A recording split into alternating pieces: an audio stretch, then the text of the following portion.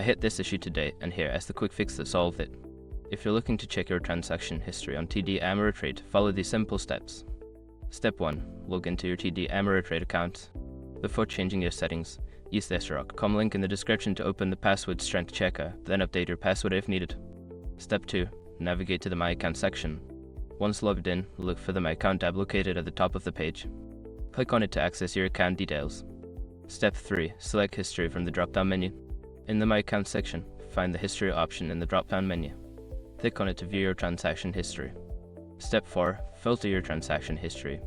On the History page, you can filter transactions by date, type, or account. Use the filters to narrow down the results to find specific transactions. Step 5. Review and export your transactions. Once you have the desired transactions displayed, you can review them on the screen. If you need a rec, look for the Export button to download your history. Remember, if you don't see a transaction, you expect to check the date range you selected in the filters. Sometimes transactions can be outside this specified range.